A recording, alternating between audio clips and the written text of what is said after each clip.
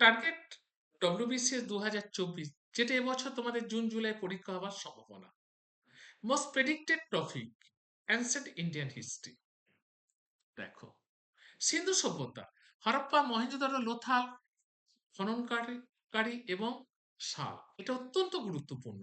বৈদিক যুগ, আর্যদের আগমন, চতুর্বেদ, সভা সমিতি, বৈদিক সাহিত্য গুরুত্বপূর্ণ। এবার আসছি জৈন ও বৌদ্ধ ধর্ম। গৌতম বুদ্ধ, মহাবীরের জীবনী, বৌদ্ধ সঙ্গীতি, ত্রিপিটক সর্বোচ্চ গুরুত্বপূর্ণ। অত্যন্ত গুরুত্বপূর্ণ এই পাঠটা থেকে এবারে কোশ্চেন। ষোড়শ মহাজনপদ, মগধের উত্থান, বিম্বিসার, অজাতশত্রু ও আলেকজান্ডারের ভারত আক্রমণ গুরুত্বপূর্ণ।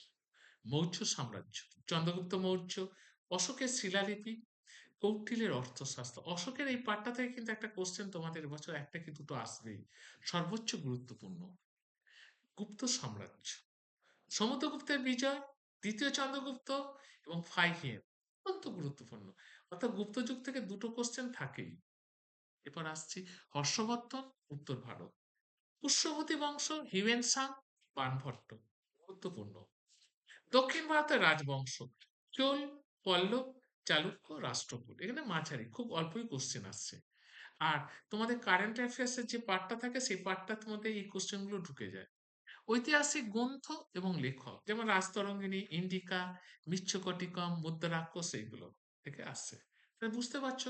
এবার তোমাদের প্রতিটা টপিক অনুযায়ী ওয়ান শট ভিডিও এবং পিওয়াইকিউ সলভ তোমাদের কাছে এবার যাবে। চ্যানেলটাকে সাবস্ক্রাইব করলে প্রতিটা জিনিসই তোমাদের কাছে পৌঁছে যাবে।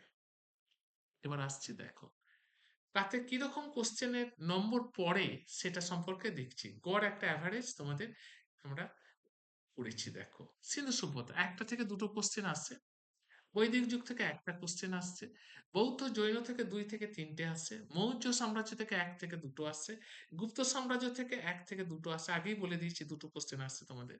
হর্ষবর্ধন এবং পরবর্তী উত্তর ভারত থেকে একটা কোশ্চেন আসছে, দক্ষিণ ভারত থেকে একটা, প্রাচীন সাহিত্য ও লেখা থেকে একটা। তাহলে মোট 8টা থেকে 12টা কোশ্চেন এই প্রাচীন ভারত থেকে আসে এক একটা বছর।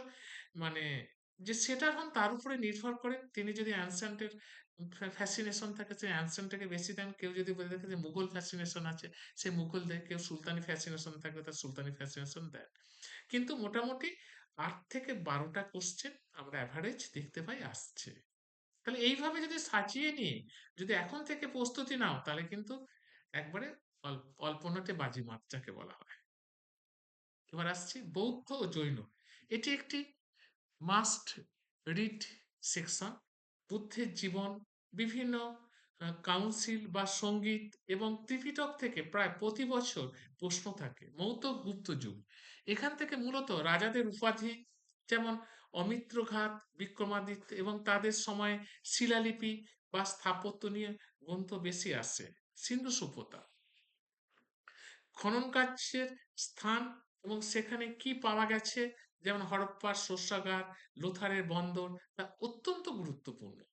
তা দেখতে পাচ্ছ, ঠিক এইভাবে যদি তুমি ছক করে নিয়ে পড়ো তাহলে কিন্তু ইতিহাসটা সহজেই গিফট। এবং প্রতিটা সাবজেক্টই আমরা এইভাবে আলোচনা করবো এবং ওয়ান শট ভিডিও দিয়ে থাকবো। আমাদের সাথে চ্যানেলের সঙ্গে আমাদের সাথে থাকো, তাহলে তোমাদের আর বই পড়ারও কোনো প্রয়োজন হবে না।